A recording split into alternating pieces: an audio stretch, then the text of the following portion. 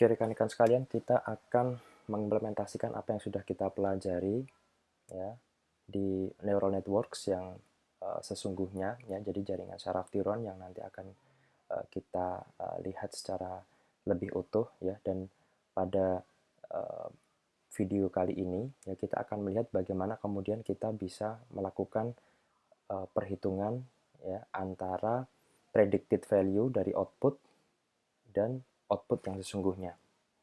Ya. Contoh ya, misalkan ada sebuah permasalahan ya, apakah saya akan lulus dari kelas ini ya. Jadi memprediksi bagaimana kemudian tingkat kelulusan atau potensi kelulusan kita dalam sebuah kelas. Ya, misalkan kita memiliki dua buah feature atau dua buah ciri yang akan kita gunakan di sini. Ciri yang pertama adalah number of lectures you attend ya. Jadi berapa sih jumlah uh, kuliah yang kita hadiri ya, jumlah kuliah kita ya. Kemudian yang kedua adalah jumlah jam yang kita uh, habiskan untuk menyelesaikan final project ya.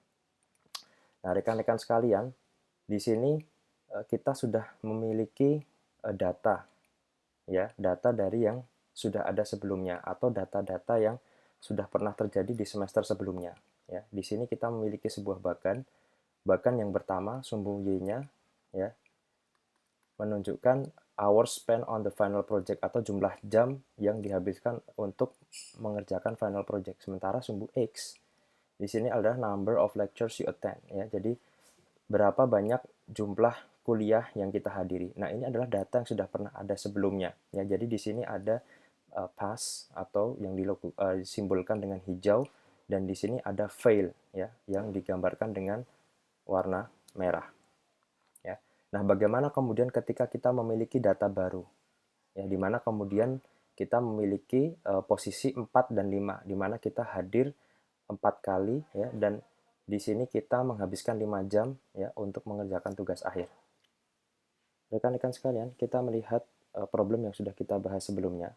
Apabila kita memiliki titik dengan koordinat ini ya, X sama dengan 4,5, maka kita bisa memasukkan koordinat ini ya, data ini ke masing-masing node di input layer ya. Sebagaimana yang tadi sudah kita bahas di slide sebelumnya ya, kita bisa tahu bahwa X adalah number of lectures you attend ya, dan X2 adalah hours spent on the final project ya. Jadi ini jumlah kelas, dan ini jumlah jam ya. Nah, kita masukkan dan dari perhitungan ya anggaplah kita mendapatkan angka 0,1 di sini ya. Sementara kemudian yang kita inginkan ya dari kelas tadi yang sudah kita bahas di slide sebelumnya adalah kita termasuk bagian yang pass ya, atau di sini kita termasuk bagian yang lolos ya atau lulus dari ujian tersebut ya. Namun demikian hasil kemudian membuktikan bahwa ternyata jauh dari harapan ya, dimana kemudian kita menghasilkan angka 0,1 yang mana sebelumnya kita mengharapkan hasilnya adalah 1. Nah, bagaimana menghadapi situasi seperti ini ya? Ya, kita harus mengkuantifikasi ya kesalahan yang kemudian kita dapatkan ya. Yang nantinya kita akan gunakan itu untuk mentraining weight ya atau untuk mentraining bobot dari masing-masing nodes yang ada di jaringan saraf tiruan tersebut ya. Yang pertama di sini kita ingin memperkenalkan loss function ya. Loss function adalah sebuah fungsi yang nantinya akan menghubungkan antara predicted output di sini ya. Predicted output ya dan actual outputnya ya.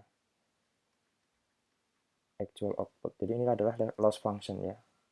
Yang mana kemudian nanti akan ada beberapa macam loss function yang kita perkenalkan. Yang pertama adalah empirical loss, di mana kemudian kita menghitung total loss over out entire dataset. Ya, kita menghitung seluruh perbedaan ya, rata-rata selisih antara actual loss ya dan predicted loss ya.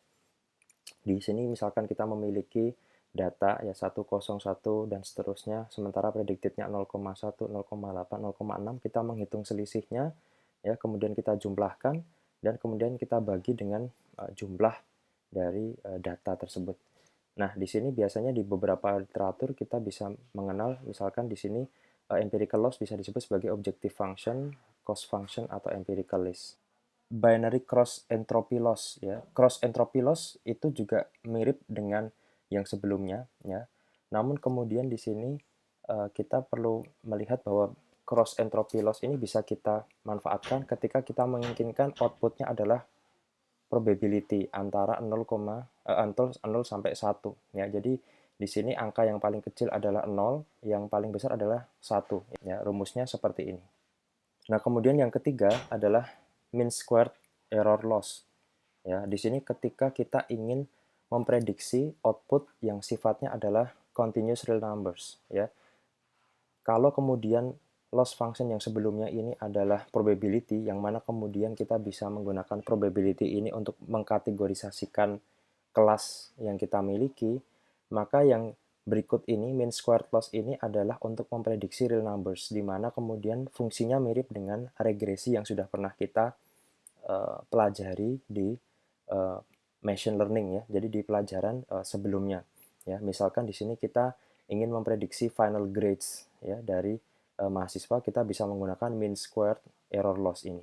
Ya, jadi sekali lagi rekan-rekan, ketika rekan-rekan ingin memilih loss function ya, rekan-rekan harus mengetahui goal utama mengapa kemudian rekan-rekan menggunakan neural networks atau deep learning dalam kasus kita. Apakah rekan-rekan ingin memprediksi real numbers atau ingin mengkategorisasikan kelas-kelas tertentu.